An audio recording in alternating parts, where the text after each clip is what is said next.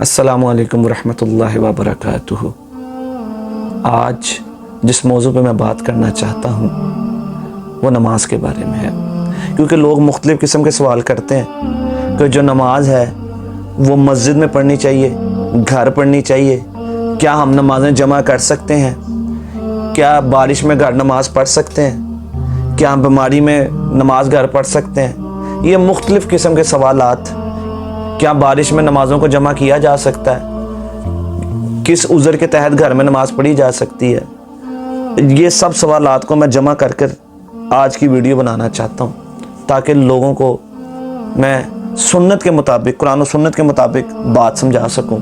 मेरी कोशिश यही होगी इंशाअल्लाह। सबसे पहले तो मैं ये कहना चाहूँगा कि जो नमाज है वो मर्द की जो नमाज है वो अफजल यही है कि आपने मस्जिद में पढ़नी है, और जो औरत की नमाज है अफजल यही है कि वो घर में पढ़े। अब नबी सल्लल्लाहु अलैहि वसल्लम से एक सहाबी ने पूछा था जो नबीना थे, जिनके पास उज़र ये थे कि वो नबीना भी थे, घर भी दूर था, अंधेरा भी था, फजर और इशा की नमाज की उन्होंने इजाज़त चाहिए थी, रास्ते में झाड़ियाँ भी थीं, जानवर भी थे, जान को भी ख़तरा था कि मुझे आप दो नमाज़ों की इजाज़त दे दें। ये मैं पहले भी बात कर चुका। तो नबी सल्लल्लाहु अलैहि वसल्लम ने फरमाया था पहले तो इजाज़त दे दी, जब जाने लगे तो उनको वापस बुला के पूछा क्या तेरे घर पे अजान की आवाज़ आती है? तो उन्होंने कहा जी आती है। तो उन्होंने कहा फिर आपने भी नमाज मस्जिद में पढ़नी है। तो हम जब इतनी हमें एक बिल्कुल वाज़िया बात पता चल जाए कि आपने मस्जिद में पढ़नी है नमाज, फ़र्ज़ नमाज आपने मस्जिद में पढ़नी है, जब हम इतना वाज़िया पता चल जाए तो हम ये सवाल क्यों करते हैं कि मर्द को नमाज घर में पढ़नी चाहिए कि मस्जिद में पढ़नी चाहिए। अब आप ये देखें कि लोग पूछते हैं कि हमारे पास उज़र क्या है कि हम घर में नमाज पढ़ सकें। देखें तीन चीज़ें, एक आपकी बीमारी, एक बारिश और तीसरी सर्दी, सख्त किस्म की सर्दी हो। तो ये जो तीन उज़र है ना, इसमें आप घर में नमाज पढ़ सकते हैं। अब लोगों का अगला सवाल ये होता है कि बीमारी किस नौइयत की हो, उनको समझ नहीं आती कि ये बीमारी में मैं घर पढ़ूँ या बाहर यानी कि मस्जिद जाऊँ। अगर बारिश किस नौइयत की हो कि मैं घर में पढ़ूँ या बाहर पढ़ूँ, मस्जिद में जाऊँ। इसी तरह सर्दी कितनी हो तो मैं मस्जिद में पढ़ूँ या घर पढ़ूँ। तो मैं आपको इसके बारे में ये बताना चाहता हूँ मिसाल के तौर पर। अब सर्दियों की जो नमाज है वो 6 बजे होती है फजर की।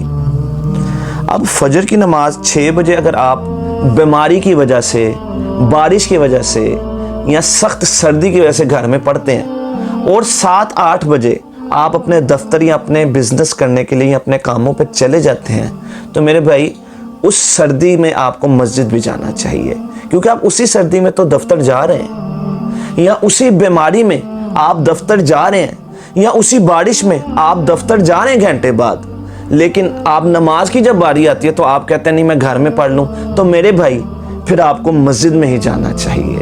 और अगर आपको वो बारिश, वो सर्दी, वो बीमारी आपको दफ्तर जाने से भी रोक रही है कि आप दफ्तर भी नहीं जा पा रहे, तो फिर आपके पास उज़र है कि आप घर में नमाज पढ़ लें। ये एक बहुत ही सादा सा एक फॉर्मूला है कि आप अपनी ज़िंदगी पे अपना लें कि आपको बीमारी अगर दफ्तर जाने से रोक रही है तो आप घर में नमाज पढ़ लें, आपको सर्दी दफ्तर जाने से रोक रही है तो आप घर में नमाज पढ़ लें, अगर बारिश आपको दफ्तर जाने से भी रोक रही है तो घर में नमाज पढ़ लें। लेकिन अगर दफ्तर जाना है और नमाज के वक्त आप कहते हैं नहीं यार बारिश बहुत है, बीमारी बहुत है या सर्दी बहुत है, तो ये फिर उज़र तो नहीं है ना। फिर आप उसी सर्दी में बाहर निकल तो रहे हैं ना घर से। अब आप उसी सर्दी में रात को अपने घर का कोई भी खाने पीने का सामान लेने चले जाएं, नाश्ता लेने चले जाएं, कोई फास्ट फूड लेने चले जाएं उसी सख्त सर्दी में, और लेकिन आप इशा की नमाज आप घर में पढ़ें सर्दी की वजह से, तो फिर ये तो उज़र नहीं ना हुआ।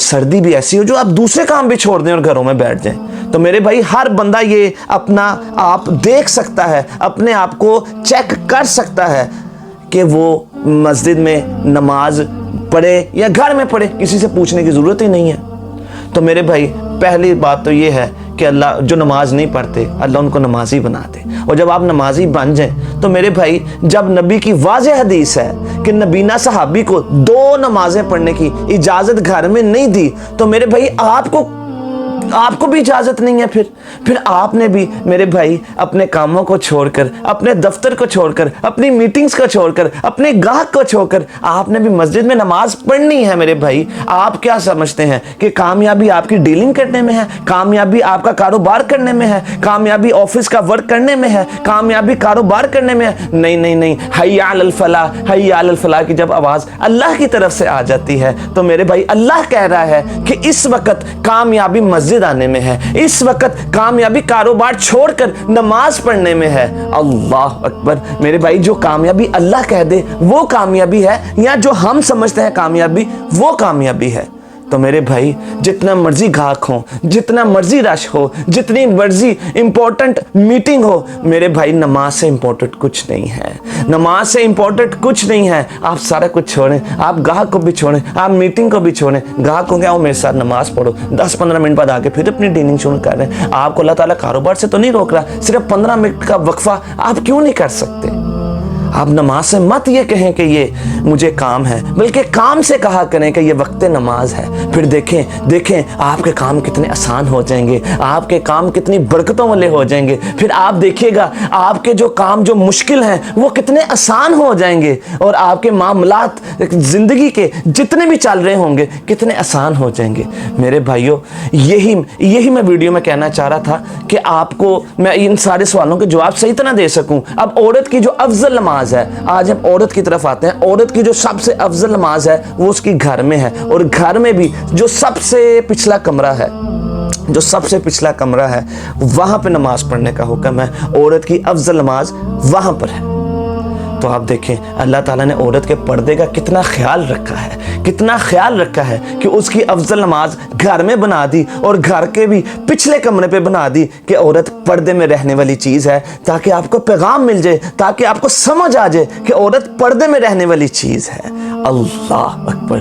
तो मेरे भाइयों, अब नमाज की अहमियत को जाने। मेरी आपसे दरख्वास्त है, जो लोग नमाज नहीं पढ़ते वो मस्जिदों में आएँ तो सही, उनकी ज़िंदगियाँ बदल जाएंगी। और जो लोग सुस्ती और काहली की वजह से मस्जिद में नहीं जाते और अपने घर में या दफ्तरों में नमाज पढ़ते हैं, उनसे भी मेरी दरख्वास्त है आप मस्जिद जाया करें। आप 15-20 मिनट के लिए मस्जिद जाएं तो सही, आप 5 वक्त मस्जिद जाएं तो सही। आपकी सारी मुश्किलें आसान हो जाएंगी, आपका सकीनत का नज़ूल हो जाएगा, आपकी मुश्किलें आसानियों में बदल जाएंगी, आपके सारे मुश्किल काम आसानी में बदल जाएंगे, आपकी ज़िंदगियाँ बदल जाएंगी। आप अपने आप को भी नमाजी बनाएं, मस्जिदों में जाएं, अपने घर में जो बच्चों को नमाजी बनाएं, अपनी बीवी को नमाजी बनाएं। अब अगर आपके वालिदैन नमाज नहीं पढ़ते उनको नमाज का कहें। मेरे भाइयों, आपके भाई अगर नमाजी नहीं है उनको कहें, दोस्तों को कहें, जिन महफिलों में बैठते हैं वहां पर बैठकर कहें, सबको नमाज का कहें। जब महफिल में बैठे हुए टाइम हो जाए, जब खेल के दौरान नमाज का टाइम हो जाए तो सबको कह दें कि नहीं नहीं नहीं, अब यहाँ रुक जाओ, अब नमाज का वक्त है। तो मेरे भाइयों, जब आप नमाज को अपनी उसकी अहमियत अपनी जिंदगियों में ले आएंगे तो फिर देखिएगा आपकी ज़िंदगी बदल जाएगी।